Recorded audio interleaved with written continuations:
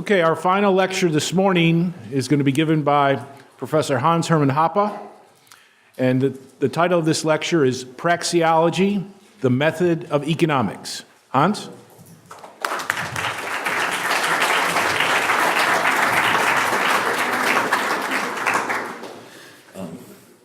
I forgot my fur coat.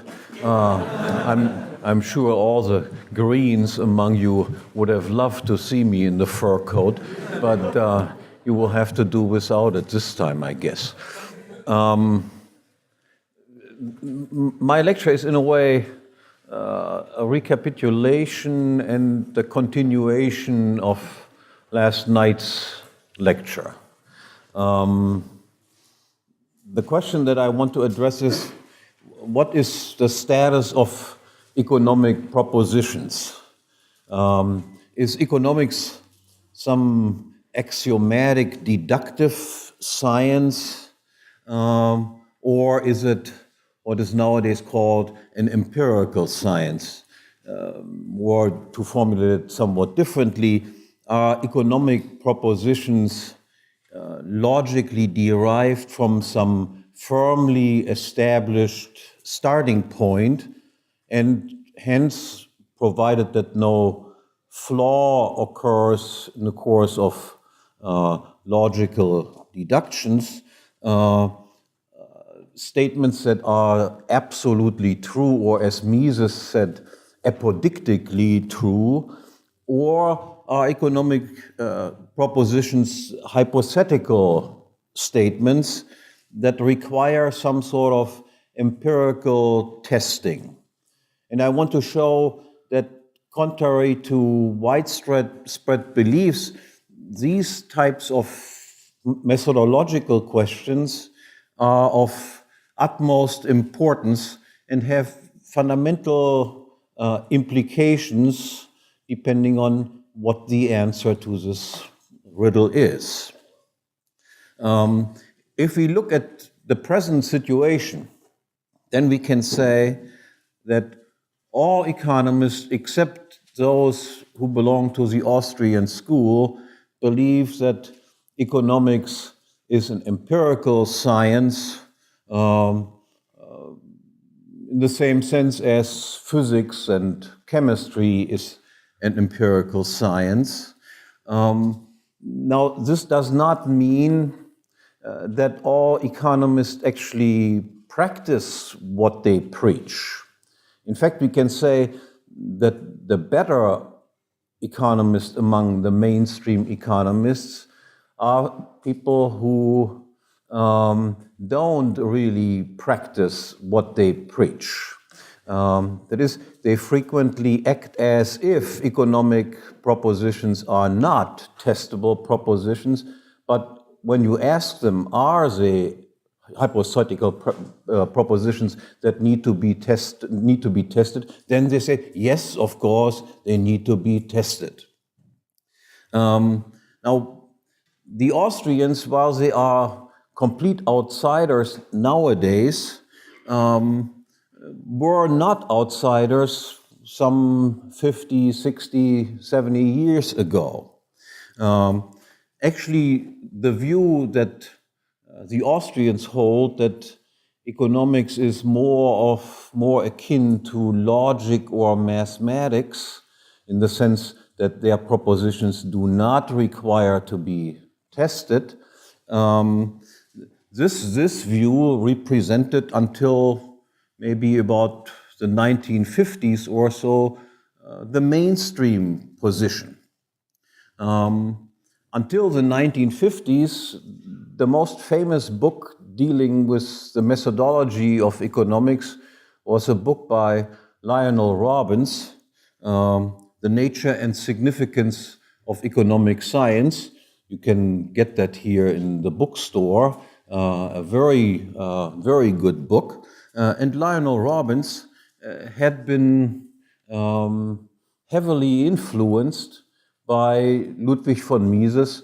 He frequently went to Vienna, and if you look in his book, Ludwig von Mises is more frequently cited in this Nature and Significance of Economic Science book than anybody else.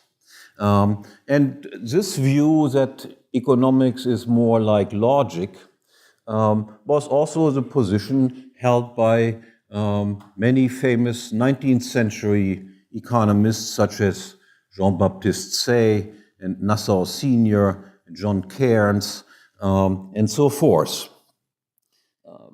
The adoption of the new view, held nowadays by almost everyone except for the Austrians, that economics is an empirical science that formulates hypotheses that require continuous testing. This view was adopted mainly because of the influence of modern positivism. And modern positivism is the modern heir of the empiricism, in particular, as espoused by David Hume. The most influential group of people promoting the positivist view, the empiricist view, is the so-called Vienna School, or more precisely, the so-called Schlickkreis. There existed in Vienna at the time various groups of intellectuals. There existed a Miseskreis, for instance, where he assembled his students, and there existed also a Schlickkreis, where the logical positivists came together. Ludwig von Mises's brother, Richard von Mises, a famous mathematician, was also a leading member of this Schlickkreis. Because of that, the two brothers had a somewhat complicated, not always friendly relationship.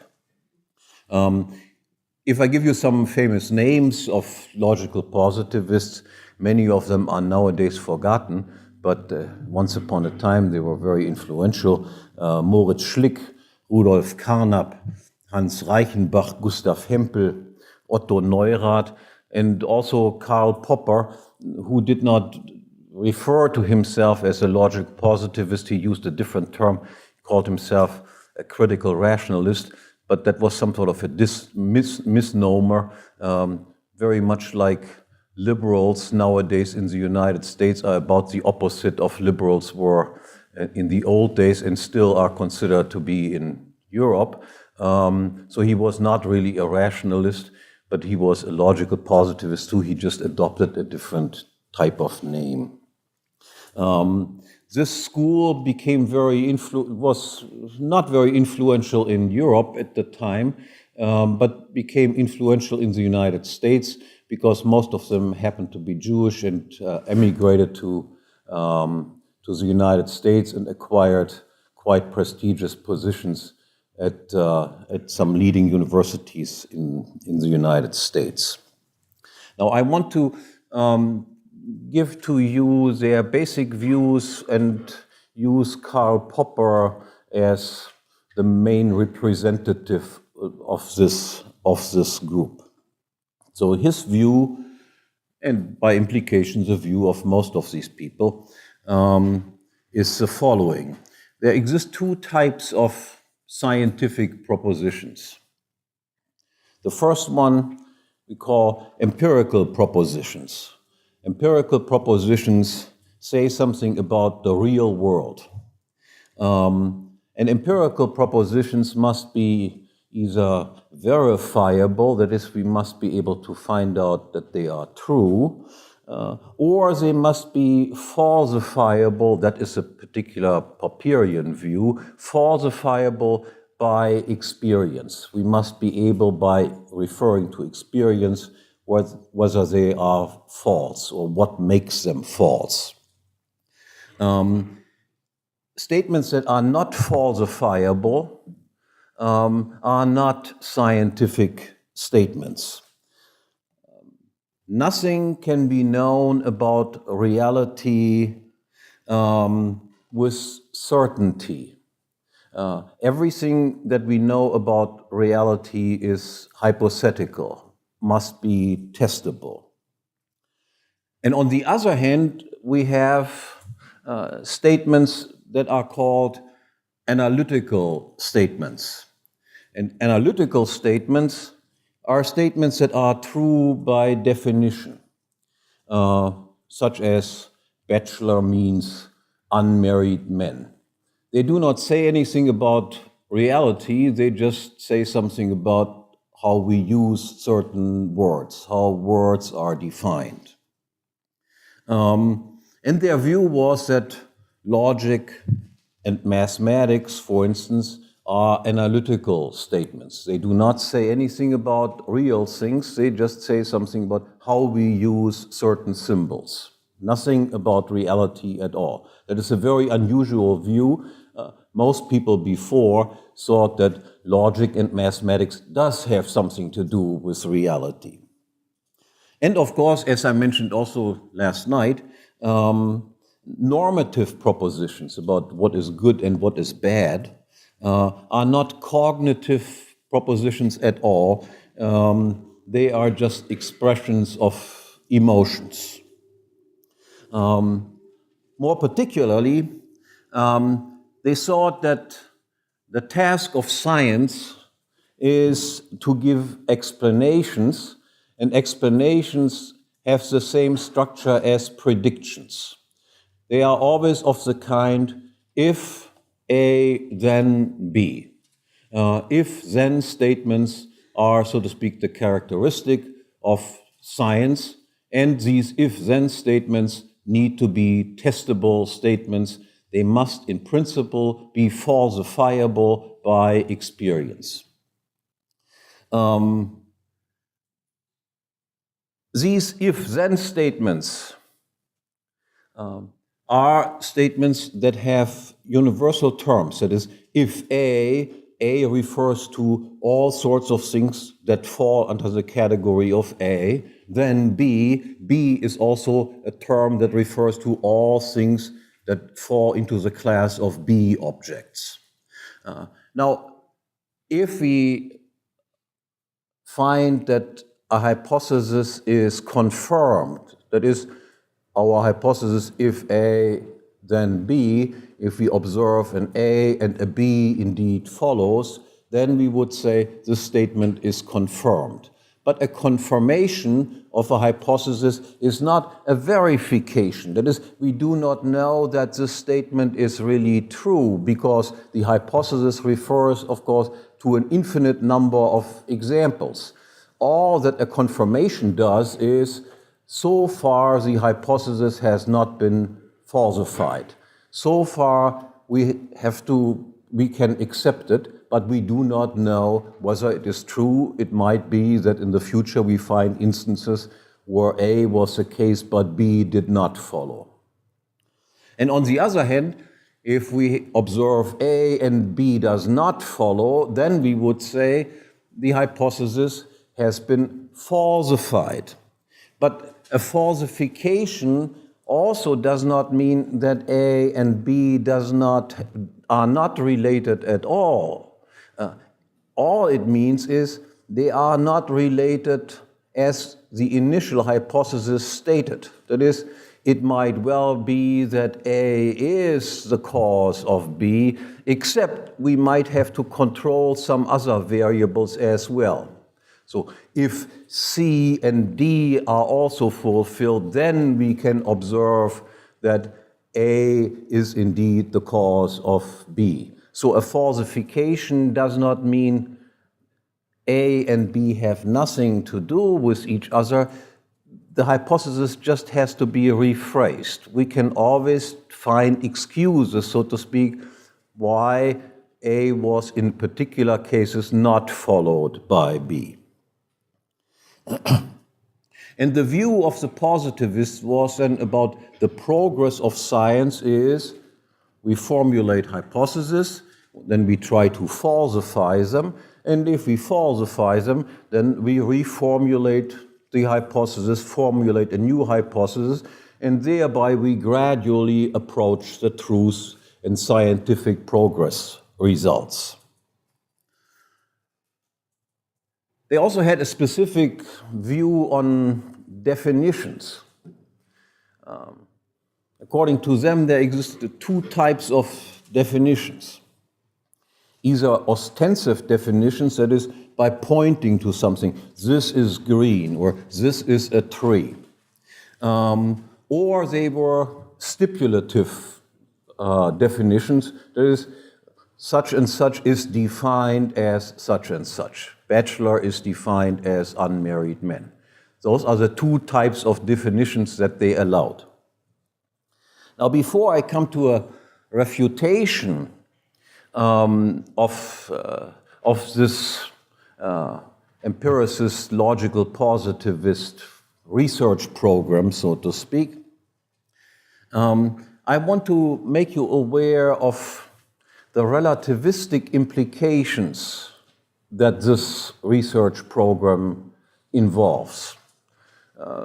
To make you aware of this is not the same as refuting it, but it might be good to make you somewhat skeptical about it. And I want to show you what the relativistic implications are. The first one is obvious. That is simply, we can say nothing about what is right and what is wrong. Ethical statements are not scientific statements at all, according to their view.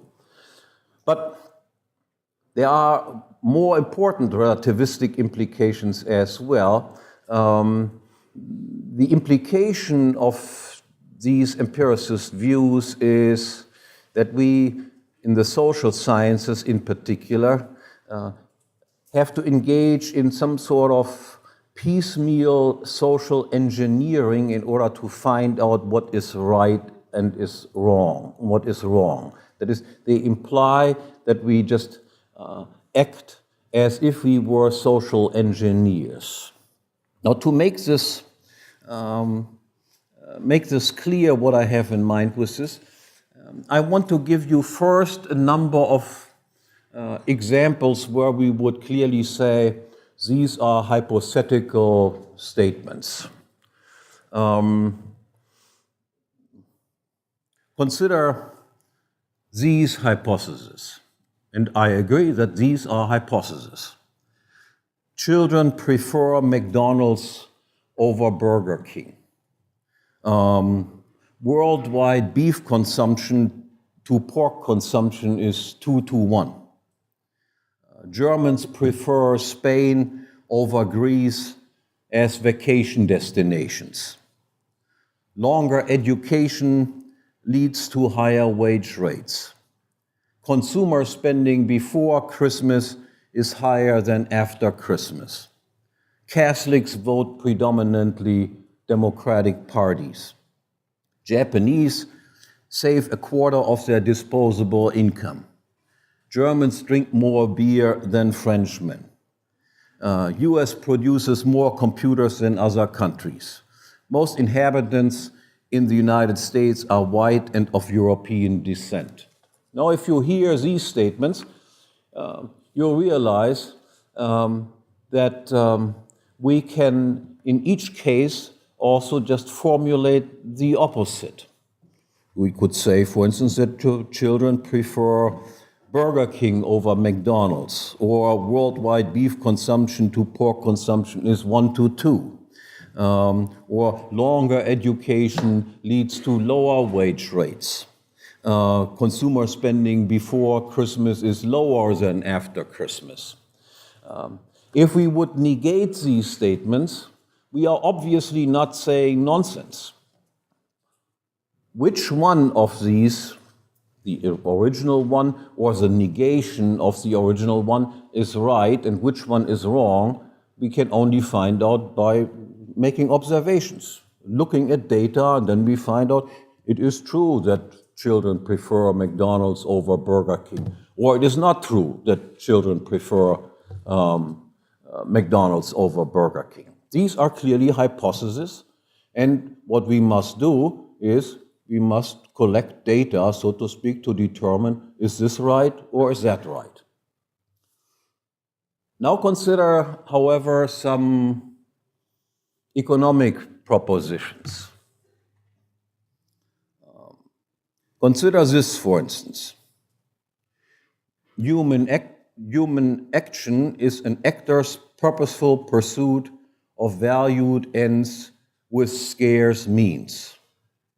Or no one can purposefully not act. Or every action is aimed at an improvement over what otherwise would have occurred. Or a larger quantity of a good is preferred over a smaller quantity. Or what is consumed now cannot be consumed again later. Or if the price is lowered, either the same quantity or more is bought. Or prices fixed below market clearing prices lead to shortages. Or without private property in production factors, there can be no prices, and without prices, cost accounting is impossible. Or interpersonal conflict is possible only if things are scarce. Or no thing or part of a thing can be owned exclusively by more than one person at a time. Or property and property titles are distinct entities, and an increase of property titles without a corresponding increase in real property does not raise social wealth, but leads to a redistribution of existing wealth. Or if the minimum wage is increased, let's say, to $1,000 per hour, then massive unemployment will result. Or every voluntary exchange benefits both exchange partners, otherwise it would not occur. Or every coercive exchange involves a loser and a winner, one who gains in utility and another one who loses in utility. Or if we increase the amount of money without increasing the quantity of non-money goods, social wealth will not be higher, but only prices will rise. Now ask yourself, are these the second set of examples that I gave the same type of statements as the first set of examples that I gave? That is, would we accept the position these latter examples that I gave are also hypothetical? That is, that we have to go out and test them to find out whether they are true or false, in the same way as we would have to go out and test whether people indeed prefer McDonald's over Burger King or the other way around. No, the astonishing thing is that the logical positivists claim that there is essentially no difference between the first set of examples that I gave and the second set of examples that I gave. That is, the second set of examples, such as minimum wages of $1,000 an hour causes unemployment, is also a hypothesis. That is, if it is a hypothesis, then we would be able to negate these sentences, and they might also be true. We do not know. So, if I say, for instance, a minimum wage of $1,000 per hour, if enforced to the hilt, might increase employment.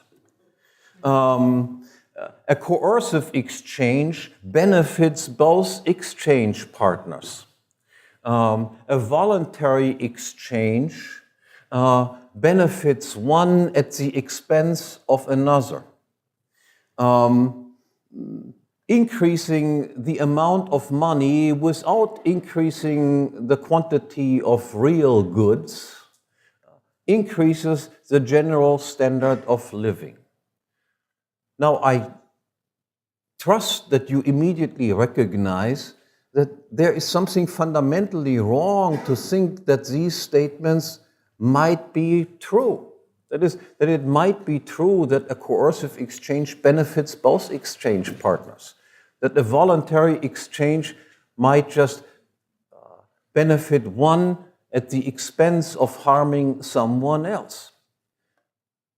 I trust that you realize that the negation of the second set of examples that I gave strikes you as absurd. How can we possibly test a statement like this?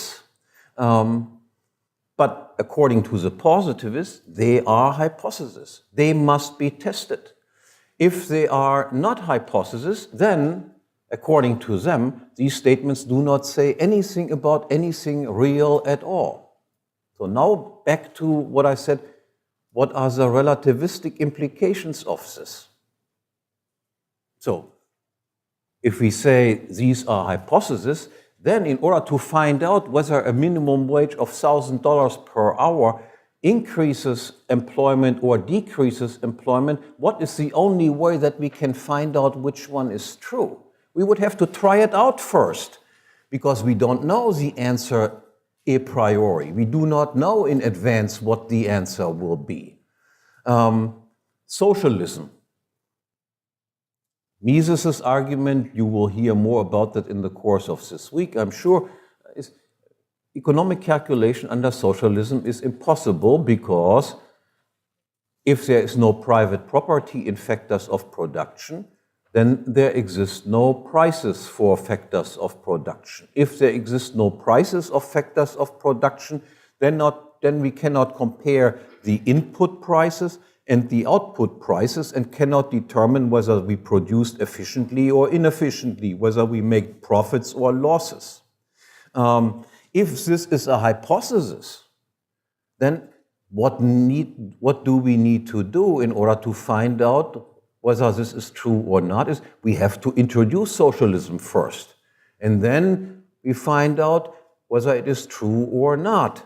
And if we find out that it is not true, that standards of living, let's say, go down, then we have, remember, falsification does not mean that we have proved that there is no connection between the variables that we try to associate with each other. It only means the hypothesis is not quite right the way we have currently formulated. We can just say, oh, that might be different if we also control the weather. Or if Stalin puts on a hat which he did not put on the year before, or if we murder a few more Ukrainians, then it might work out perfectly all right. So there is an endless way of finding excuses whenever things do not turn out the way that we initially predicted based on our hypothesis what would come true. Take an example that is currently of importance, doing monetary easing, printing ever more money in order to allegedly create ever more wealth in society. Obviously, all economists except the Austrians are of this opinion that if you print additional pieces of paper, social wealth will somehow increase. Now, what if it doesn't increase? Then you might just say, oh, the quantity of money that we have added to the existing quantity of money was not increased drastically enough. But if you increase it even more drastically, then of course you will see that the result will come out right. You have an endless line of excuses whenever things do not go the way that you want them to go. Now I want to come to a more rigorous refutation of this claim of the positivists. I'm almost convinced that you realize by now that there is something fishy about this whole idea. Now, Mises proceeded in the following way. He just said, look, if this distinction that the positivists make about there are either empirical statements that must be testable, or there are analytical statements that do not say anything about reality. What is the status of this distinction between empirical statements and analytical statements. Obviously, if we apply the argument to itself, then this distinction between there are only empirical statements and there are analytical statements must be either an empirical statement, that is, it is a hypothesis. There are empirical statements and the analytical statements and nothing else. But if it is a hypothesis, it might be just wrong. So why should we accept this distinction if it's just the hypothesis itself? Or, and that's the second alternative is, or it is an analytical statement. And if it is an analytical statement, then we know it doesn't say anything about reality at all. So again, why should I then accept this type of proposition? Either it's a hypothesis, and I can just formulate the opposite, or it is an analytical statement and says nothing at all. Or, and that is of course the third alternative, but the alternative that the positivists cannot admit, that this distinction between there are only analytical statements and there are empirical statements is itself a statement that is non-hypothetically true. But that is something that they do not admit as possible. The same we can apply to their view that all of science consists of explanations, and explanations have the same structure as predictions. That is, they consist of if-then statements. Now, what is the status of this explanation of an explanation? Is this explanation of what explanations are an empirical statement? It's a hypothesis. And then again, we could say, so what? We can just formulate the opposite just as well. Or it is an analytical statement. Then we have no reason to believe it. That is simply a verbal convention that we made. We could just as well make some other conventions. The same also applies to definitions. Definitions are either stipulative definitions, one word is defined by another, or they are ostensive definitions where I point to something. But what is the definition, what is the status of the definition of definitions? Is it again just a hypothesis about what definitions are? Or is it simply a verbal convention that we accept that we define definition in this way? Or is it something else? And again, Austrians will say, yes, there is something else. That is what we call real definitions. Definitions that accord to the nature of things. Now I want to proceed further and show that whatever we might think about this research program, it certainly can't apply to human actions. Let me, for this, go high-tech.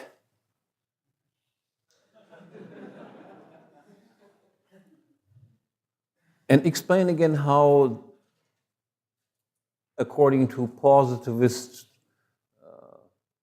the process of science works. So we begin with a hypothesis, and we test the hypothesis. And we can either falsify the hypothesis, or we can confirm the hypothesis.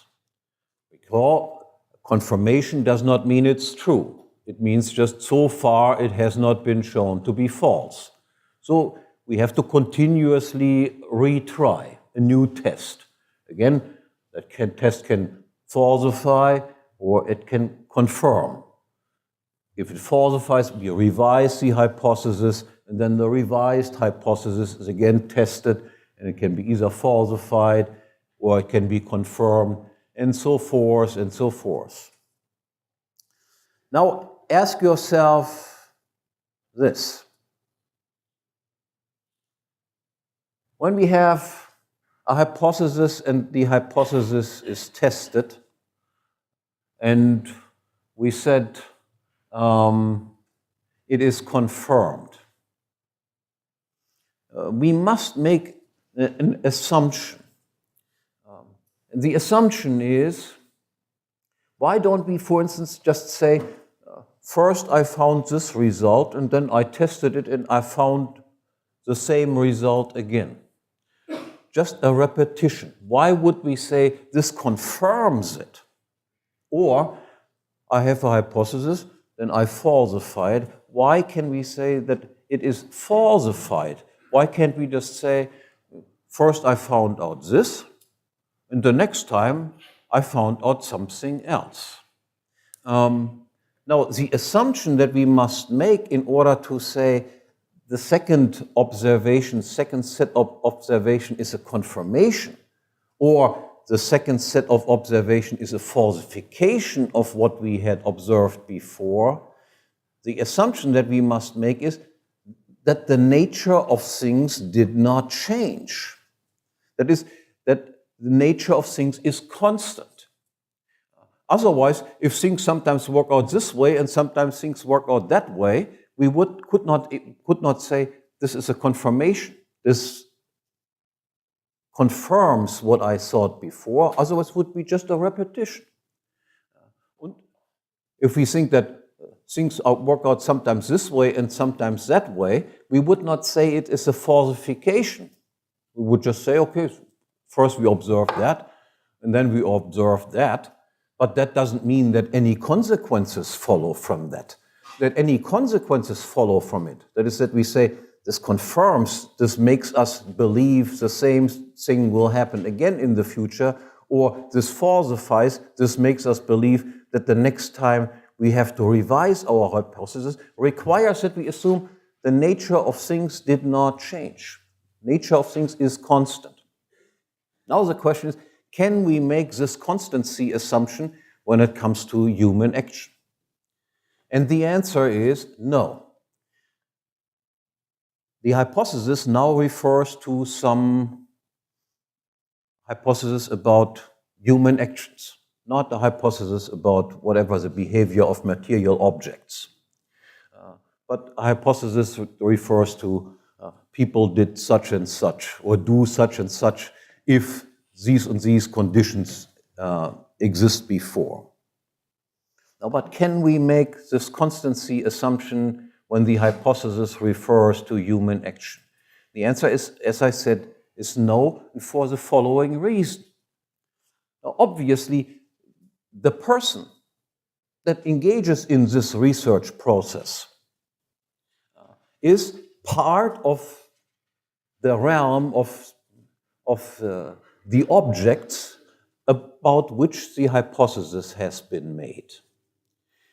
But what happens to the scientist or the person who does regression analysis in order to test certain hypotheses? What happens to the person depending on the outcome of his tests? Obviously, if we falsify our hypothesis, the person knows something that he did not know before. He is, in a way, a different person than he was before. He did not know the outcome of the test before he actually conducted the test. The same is true if the hypothesis is confirmed. After all, that is the purpose of the entire enterprise. We learned something that we did not know before. So the process of engaging in this scientific endeavor is precisely a process that leads to a result of the kind that I'm different now after the test than I was before the test. The purpose of the test was precisely to inform us about something that we did not know before. So what we realize here is that it is impossible to predict, so to speak, what the outcome of the research process will be. That's why we engage in research. So people are different after each test. After each test, they know something that they did not know before. And since all of our knowledge influences how we act, what we do, we reach the conclusion that it is impossible to predict our own future states of knowledge until we actually have it.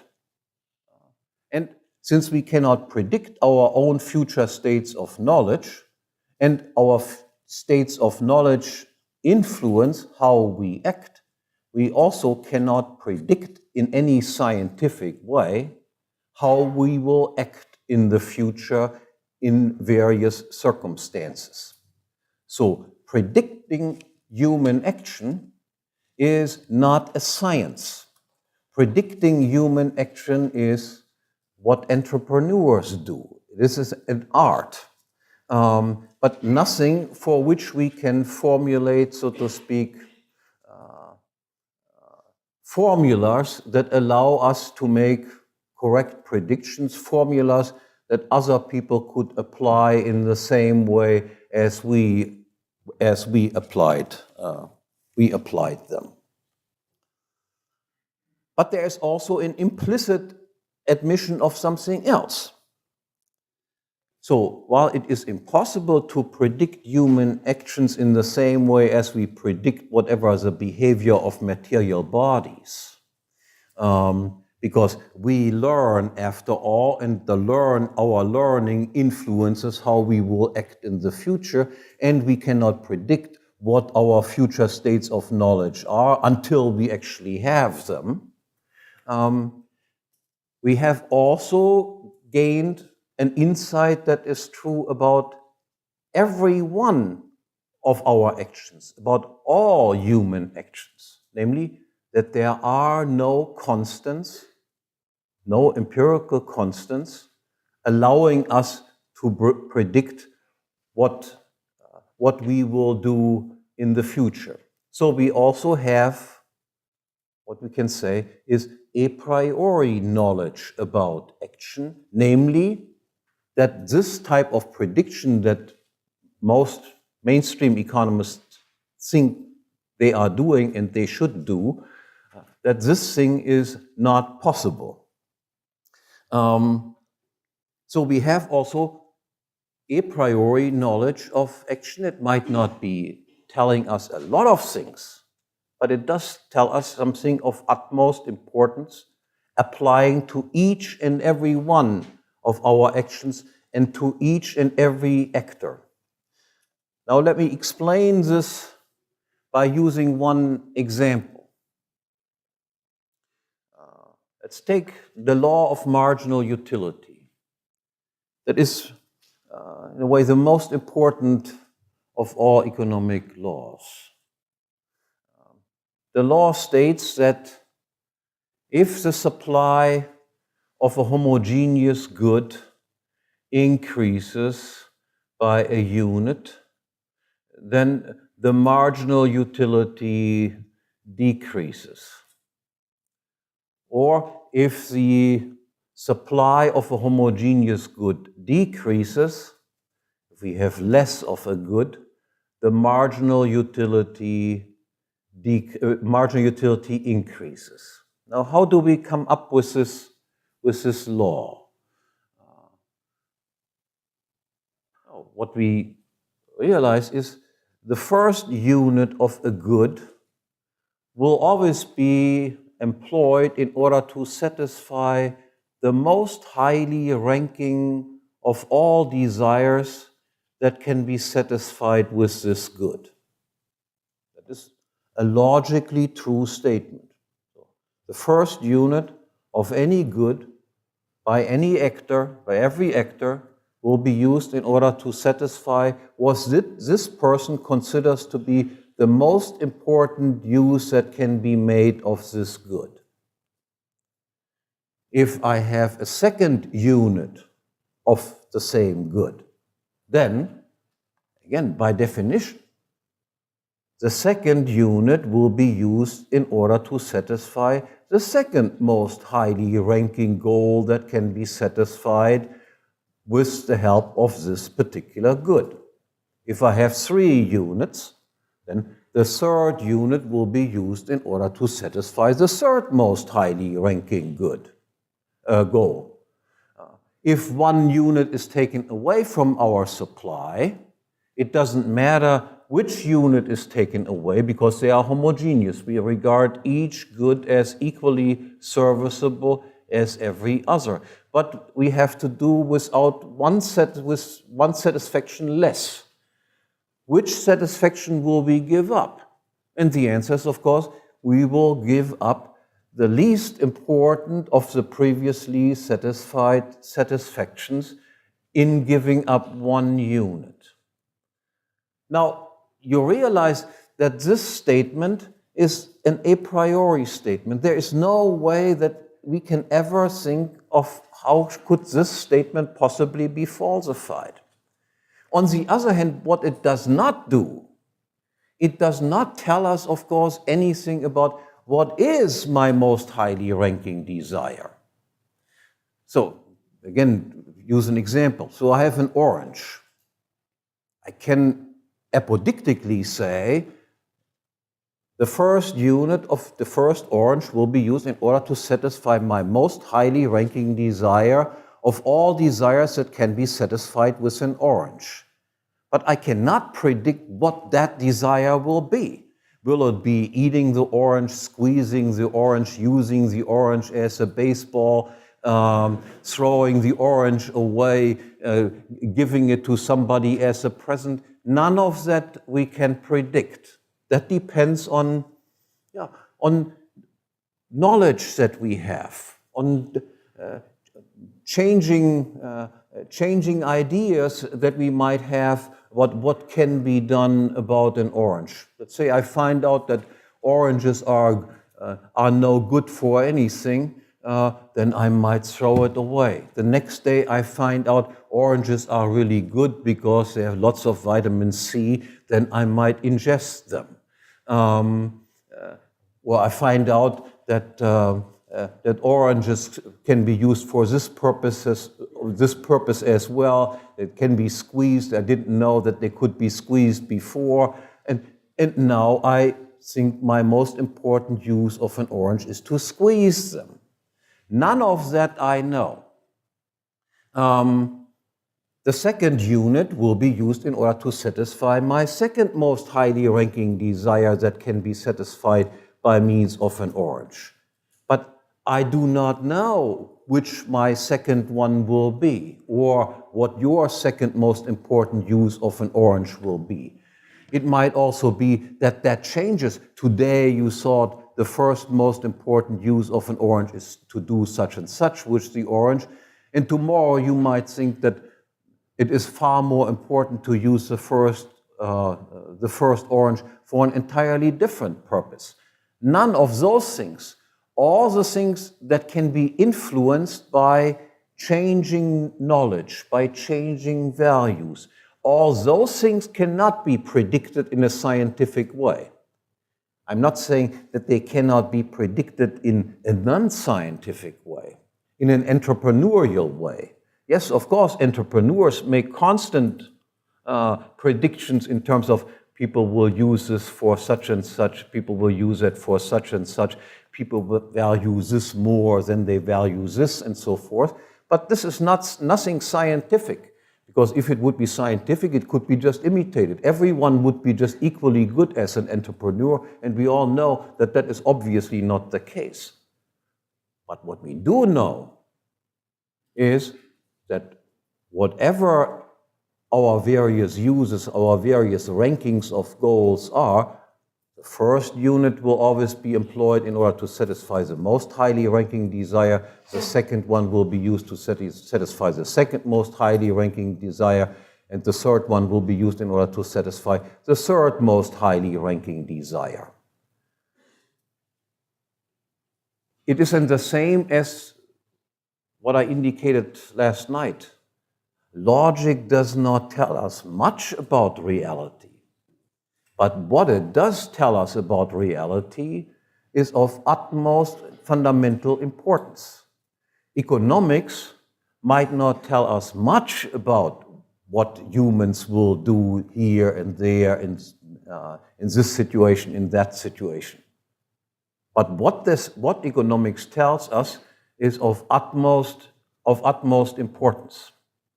So if we want to compare